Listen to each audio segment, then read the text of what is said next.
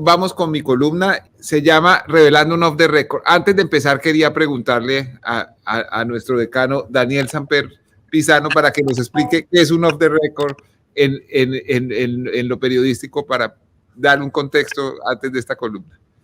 Un Off the Record es un pacto al que se llega con una fuente para no identificar al autor de unos datos que se van a publicar o no publicarlos para tener el contexto de en qué forma se dieron. Y es un pacto que se tiene que honrar, es decir, no se puede ser un periodista decente si se ha llegado a uno de esos pactos de no dar el nombre y luego se publica el nombre. Hay maneras de deshacerlo, en el sentido de que se puede hablar con la fuente y decir, hombre, creo que es el caso de la columna que habla Daniel, que va a leer Daniel. Me gustaría deshacer el pacto por determinadas razones. Y esto es perfectamente correcto, es lo que vamos a oír ahora. Revelando un Off the Record. Amparo Cerón, fiscal de la Unidad Anticorrupción, recibió la asignación del caso de Brecht para que le, comillas, hiciera caso a Néstor Humberto Martínez y no tocara los intereses del Grupo Aval, viejo y generoso cliente del, en ese momento, fiscal general. Así se lo dijo la semana pasada el fiscal Luis Gustavo Moreno a la periodista María Jimena Duzán. Algunos han puesto en duda las afirmaciones del exfuncionario tachándolas de oportunistas.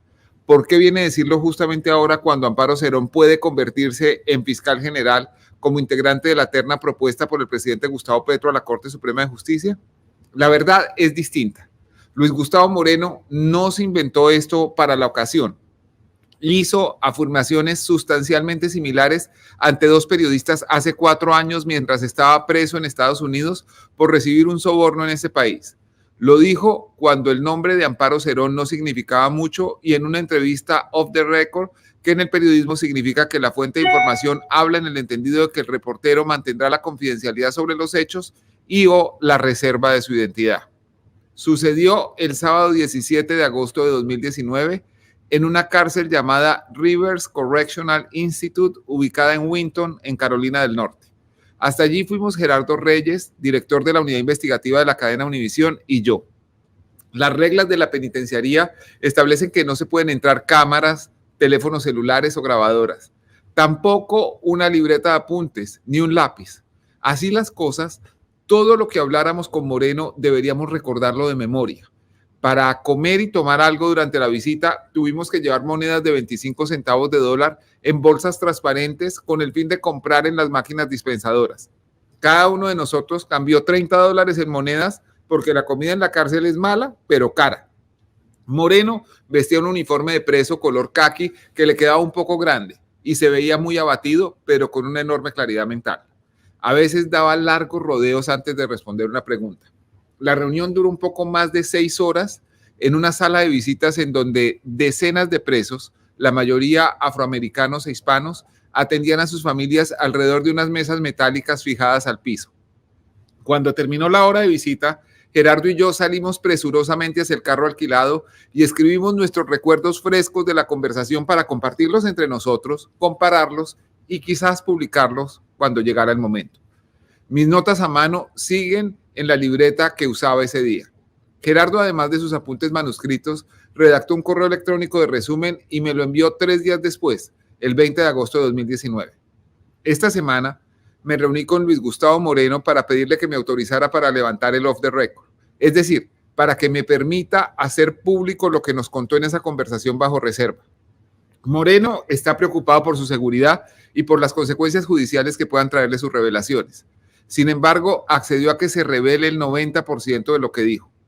Solo pidió que se mantenga por ahora el secreto sobre un tema que nos contó y que permanece inédito porque cree que si se conoce, su vida estará en peligro de manera inmediata e inminente. Dentro de varios temas en esa conversación, Moreno nos dijo que el caso más complicado que manejó en la fiscalía fue el de los sobornos de la Ruta del Sol. Aseguró que mientras su jefe, el entonces fiscal general Néstor Humberto Martínez, afirmaba que no se quería meter en el caso de Brecht, le pidió armar un equipo de confianza para que se encargara del asunto. Dijo también que Martínez se reunía con frecuencia y le daba instrucciones a la fiscal Amparo Cerón, a quien Moreno había puesto al frente de la investigación porque haría lo que le mandaran ellos.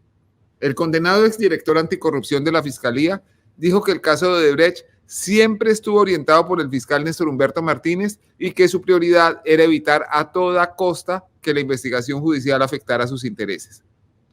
También dijo Moreno que después de su extradición a Estados Unidos, Néstor Humberto Martínez le mandó razones para que hablara con él.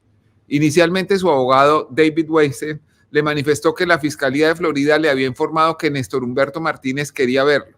Días después, una fiscal estadounidense le dijo que el fiscal Martínez estaba dispuesto a viajar a Miami, donde entonces estaba detenido, para ir a hablar con él. Moreno le preguntó que si el fiscal general de Colombia iría a visitarlo a la cárcel, y ella le respondió que si el extraditado aceptaba, lo trasladarían a las oficinas de la fiscalía para que se reuniera en el despacho de ella con el alto funcionario colombiano. Cuando Moreno declinó la posibilidad, la fiscal le preguntó por qué no aceptaba una llamada de Néstor Humberto Martínez. Él respondió que no tenía nada que hablar con él. Moreno asegura que luego de rehusarse a hablar con Néstor Humberto Martínez, se multiplicó la presión sobre él y que tanto la fiscal como su abogado David Weinstein se endurecieron. Poco después le empezaron a preguntar qué era lo que sabía del fiscal Néstor Humberto Martínez.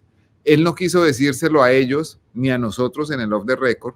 Lo único que dijo es que hablar del caso de Brecht significaba meterse con Luis Carlos Sarmiento Angulo, el hombre más poderoso de Colombia, y que no quería tenerlo de enemigo. Consulté al exfiscal Néstor Humberto Martínez, quien me contestó en una extensa carta que ustedes pueden ver en un vínculo de la columna. Asegura que todo es una infamia, que jamás quiso visitar a Moreno en su lugar de reclusión en Estados Unidos y que Amparo Cerón es un ejemplo de independencia. A mí me parece raro que Moreno quisiera desacreditar a una persona poco relevante hace 4 años. Luis Gustavo Moreno dijo otras muchas cosas que ya estoy autorizado a publicar. Quise empezar por esta porque demuestra de manera incontrovertible que ha sido consistente en sus menciones sobre Odebrecht, Néstor Humberto Martínez y Amparo Cerón. Esa es la columna de hoy. ¿Qué será ese 10% que no ha contado Daniel Coronel? No ha contado muchas cosas, pero ese 10% es lo que él pide que no autoriza a contarse y de verdad que va a ser muy interesante cuando lo autorice. Por eso es que Daniel Coronel duerme tan poquito, porque vive dormido en una cantidad de secretos. Pues muy interesante el episodio mismo para cualquier estudiante de periodismo, de hacer la entrevista, conseguir los datos, guardarlos y ser fieles a esa palabra dada. Lo mismo había pasado, o me equivoco, Coronel, en el caso de Gidis Medina. Sí. Ya no una declaración, sino ya película y vídeo y todas esas cuestiones, y la guardaron celosamente como tiene que ser, porque si no se nos desprestigia la profesión hasta el momento en que ya hubo razones para publicarla, ¿no?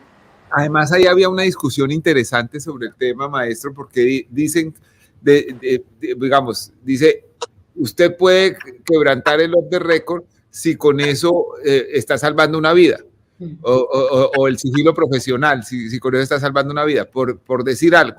Si yo me entero que van a poner una bomba, pues, y que eso va a matar gente, pues no puedo anteponer la vida, no puedo anteponer el secreto profesional a la vida de las personas.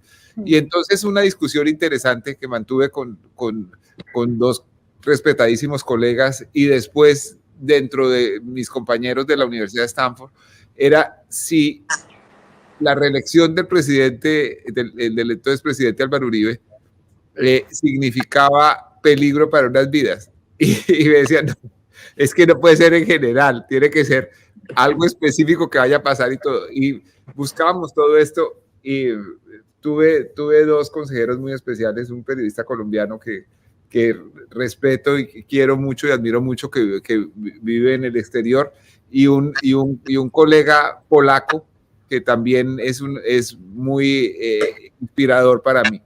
Después lo pude discutir dentro de un seminario en el Knight Fellowship de la Universidad de Stanford, con 20 colegas de todo el mundo, sin decir la real circunstancia, ni los nombres, ni nada, sino poniéndolo como un marco teórico, una especie de usted qué haría.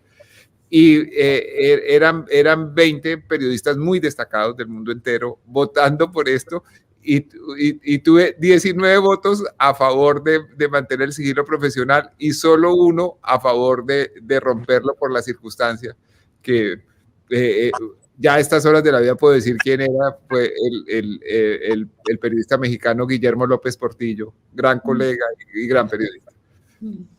Pasa lo mismo con los abogados. Cuando la Corte Constitucional revisó ese tema del secreto profesional, hizo una semejanza entre el secreto profesional periodístico y el de los abogados, que uno sí tiene derecho a quebrantar si hay un delito en curso o puede evitar que acaezca otro delito. Aquí en Estados Unidos tuve una vez un choque, no diría que cordial, podría matizarlo diciendo que es cordial, pero no lo fue, con abogados de la compañía en la que trabajaba a raíz de que había una ruptura de un secreto profesional, que ellos consideraban que el secreto profesional de los abogados era serio, pero el de los periodistas no tanto. Y me tocó dar esa discusión que fue muy interesante y muy buena, y finalmente, pues, por fortuna, como que siguieron la línea periodística, pero es difícil hacer entender eso en muchos sectores profesionales que consideran que el secreto médico es sagrado, el secreto de los abogados es sagrado, pero el de los periodistas como que es menos serio.